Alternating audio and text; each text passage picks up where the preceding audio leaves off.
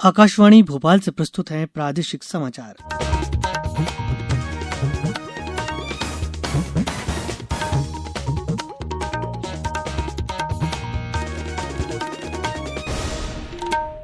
नमस्कार, समाचारों के साथ मैं रत्नेश सोनी। पहले का पील।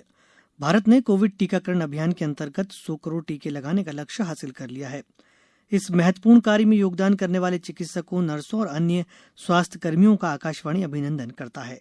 इसके साथ ही हम आपको सतर्क भी करना चाहते हैं कि कोविड अभी समाप्त नहीं हुआ है। आप सभी से हमारी अपील है कि यथाशीघ्र दोनों टीके लगवाएं और अन्य लोगों को भी टीके लगवाने के लिए प्रेरित करें। त्योहारों के समय कृपया इन 3 आसान उपायों का पालन अवश्य करें। मास्क पहनें, 2 गज की दूरी बनाए रखें, हाथ और चेहरा साफ रखें। कोविड से संबंधित कोई भी जानकारी और मार्गदर्शन के लिए राष्ट्रीय हेल्पलाइन नंबर 011-2397-8046 और 1075 पर संपर्क करें।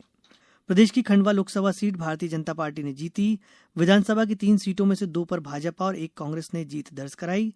ग्रामीण विकास मंत्रालय ने कारोबारियों स्व सहायता समूह को सशक्त बनाने के लिए फ्लिपकार्ट के साथ समझौते पर हस्ताक्षर किए और जलवायु शिखर सम्मेलन में वर्ष 2030 तक वनों की कटाई रोकने और वनों का दायरा बढ़ाने पर समझौता। प्रदेश में लोकसभा की 1 और विधानसभा की 3 सीटों के नतीजे आ गए हैं। खंडवा लोकसभा सीट पर भारतीय जनता पार्टी के ज्ञानेश्वर पाटिल ने 80,000 वोटों से जीत गए हैं। उन्होंने अपने निकटतम प्रतिद्वंदी कांग्रेस प्रत्याशी राजनारायण सिंह पुरनी को हराया। वहीं विधानसभा की कुल 3 सीटों में से 2 पर भारतीय जनता पार्टी ने जीत दर्ज कराई है, जबकि सतना जिले की रैगांव विधानसभा सीट पर कांग्रेस प्रत्याशी जीता है। मुख्यमंत्री शिवराज सिंह चौहान ने इसे प्रधानमंत्री नरेंद्र मोदी, केंद्र सरकार और राज्य सरकार की नीतियों की जीत बताया।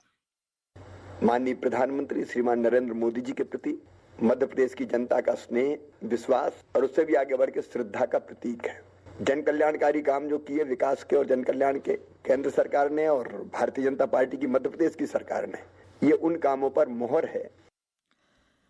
प्रदेश में हुए उपनिर्वाचन की विस्तृत रिपोर्ट के बारे में पेश है हमारे संवाददाता की एक रिपोर्ट। मध्य प्रदेश में खंडवा लोकसभा सीट पर हुए उपचुनाव में भाजपा के ज्ञानेश्वर पाटिल ने 80,000 से ज्यादा मतों से जीत हासिल की। वहीं जोबट और पृथ्वीपुर विधानसभा सीटों पर बीजेपी उम्मीदवारों ने विजय प्राप्त की। रैगांव विधानसभा सीट पर कांग्रेस उम्मीदवार ने बीजेपी प्रत्याशी को पराजित किया। मुख्यमंत्री शिवराज सिंह चौहान ने भाजपा की जीत पर कार्यकर्ताओं को बधाई देते हुए इसे प्रधानमंत्री नरेंद्र मोदी, केंद्र सरकार और राज्य सरकार की नीतियों की जीत बताया है। माननीय प्रधानमंत्री श्रीमान नरेंद्र मोदी जी के प्रति मध्य प्रदेश की जनता का स्नेह, विश्वास और उससे भी आगे बढ़ के श्रद्धा का प्रतीक है। जन कल्याणकारी काम जो किए विकास के और जन कल्याण के केंद्र सरकार ने और भारतीय जनता पार्टी की मध्य प्रदेश की सरकार ने, ये उन कामों पर मोहर है। प्रदेश में 4 सीटों पर हुए उपचुनाव में मुकाबला 3-1 से भारतीय जनता पार्टी के पक्ष में रहा। राशिद अहमद खान, आकाशवाणी समाचार, भोपाल। मुख्यमंत्री शिवराज सिंह चौहान की अध्यक्षता में आज मंत्रिपरिषद की बैठक वीडियो कॉन्फ्रेंसिंग के माध्यम से हुई। मंत्रिपरिषद ने कोविड-19 से संबंधित गतिविधियों के क्रियान्वयन और कोविड-19 उपचार एवं प्रबंधन के लिए नवीन योजना स्वीकृति दी है। स्वास्थ्य अधोसंरचना उन्नयन, मानव संसाधन प्रबंधन, दवा एवं अन्य उपकरण क्रय, कोविड मरीजों का निःशुल्क उपचार, टेस्टिंग एवं सैंपलिंग व्यवस्थाएं, कोविड अनुकूल व्यवहार, जागरूकता एवं प्रचार, कोविड केयर सेंटर संचालन, अस्पतालों का कचरा प्रबंधन, होम आइसोलेशन निगरानी एवं मेडिकल किट वितरण आदि कार्य भी इसमें शामिल हैं। ग्रामीण विकास मंत्रालय ने स्थानीय कारोबारियों और स्व सहायता समूह को सशक्त बनाने के लिए फ्लिपकार्ट के साथ समझौते पर हस्ताक्षर किए हैं। इस समझौते से विशेष रूप से महिला कारोबारियों को ई-कॉमर्स के दायरे में लाने में सहायता मिलेगी। इससे स्वरोजगार और उद्यमिता के लिए ग्रामीण समुदायों की क्षमता मजबूत करने की दीन दयाल उपाध्याय योजना, राष्ट्रीय ग्रामीण आजीविका मिशन के साथ तालमेल बनाने में मदद मिलेगी। ग्रामीण विकास और पंचायती राज मंत्री गिरिराज सिंह ने कहा कि स्व सहायता समूह ग्रामीण अर्थव्यवस्था की रीढ़ है और सरकार उनकी वार्षिक आय बढ़ाकर कम से कम 1 लाख रुपए करने का लक्ष्य बना रही है।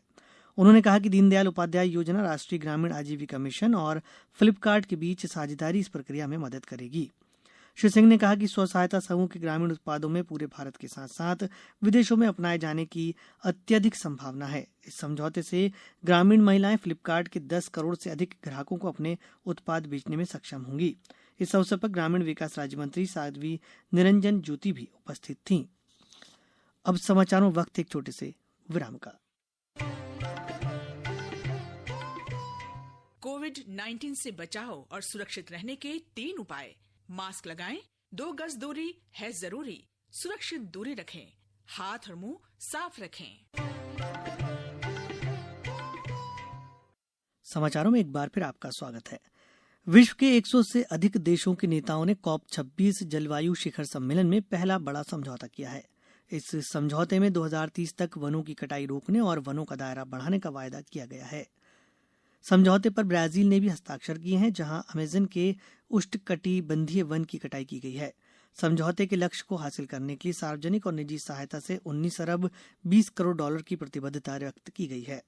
विशेषज्ञों ने इस समझौते का स्वागत किया है, लेकिन यह चेतावनी भी दी है कि 2014 का समझौता वनों की कटाई की प्रक्रिया धीमी करने में असफल रहा था।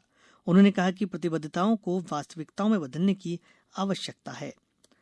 पत्रकारों के प्रति अपराधों की रोकथाम के बारे में आज अंतर्राष्ट्रीय दिवस विश्व स्तर पर मनाया जा रहा है। इस सिलसिले में अनेक कार्यक्रम और सेमिनार आयोजित किए जा रहे हैं। संयुक्त राष्ट्र महासभा ने वर्ष 2013 में हर वर्ष 2 नवंबर को पत्रकारों के प्रति अपराधों पर रोक के लिए अंतर्राष्ट्रीय दिवस मनाने की घोषणा की थी। वन विभाग द्वारा प्रदेश में वनों पर आश्रित रहने वाले समुदायों के कौशल उन्नयन और आर्थिक विकास के लिए आजादी के अमृत महोत्सव में ग्रीन इंडिया में चयनित लैंडस्केप में ग्रामीण युवा हितग्राहियों को स्वरोजगार से जोड़ने की अभिनव पहल की गई है। प्रदेश के विभिन्न क्षेत्रों में 14 प्रशिक्षण कार्यशाला आयोजित की जाएंगी। मिशन में अब तक 4 वन मंडल होशंगाबाद, पश्चिम बैतूल, दक्षिण सागर और सीहोर में प्रशिक्षण प्रारंभ किए जा चुके हैं। रक्षा मंत्री राजनाथ सिंह की अध्यक्षता में रक्षा खरीद परिषद ने सशस्त्र सेनाओं के आधुनिकीकरण के लिए मेक इन इंडिया कार्यक्रम के अंतर्गत 79 अरब 65 करोड़ रुपए की लागत से प्रस्तावों का अनुमोदन किया है। परिषद ने HAL से 12 हल्के यूटिलिटी हेलीकॉप्टर और BEL से लिंक्स U2 अग्निशमन प्रणालियां खरीदने के प्रस्तावों को मंजूरी दी है। रतलाम विधायक चैतन्य कश्यप ने शहरवासियों को कॉन्वेंट स्कूल तिराहा से 2 बत्ती चौराहा डॉट की पुल के 4 लेन एवं सेंट्रल लाइटिंग का लोकार्पण कर सौगात दी। उन्होंने इस मौके पर कहा कि सीवरेज एवं अन्य कार्यों से क्षतिग्रस्त शहर की सड़कों के नवनिर्माण का रोडमैप बन गया है। इसमें शहर 170 किलोमीटर सड़कें बनाना प्रस्तावित है, जिसमें 20 किलोमीटर सड़कों का निर्माण 4 लेन के रूप में होगा। इस वर्ष शहर की सड़कों के लिए 20 करोड़ के टेंडर जारी किए गए हैं। अंत में मुख्य समाचार एक बार फिर। प्रदेश की खंडवा लोकसभा सीट भारतीय जनता पार्टी ने जीती। विधानसभा की 3 सीटों में से 2 पर भाजपा और 1 कांग्रेस ने जीत दर्ज कराई। ग्रामीण विकास मंत्रालय ने कारोबारियों स्व सहायता समूह को सशक्त बनाने के लिए फ्लिपकार्ट के साथ समझौते पर हस्ताक्षर किए। और जलवायु शिखर सम्मेलन में वर्ष 2030 तक वनों की कटाई रोकने और वनों का दायरा बढ़ाने पर समझौता। इस बुलेटिन के अंत में एक अपील, हमेशा ध्यान रखें, मास्क और 2 गज की दूरी, हाथ धोना भी है जरूरी। नमस्कार।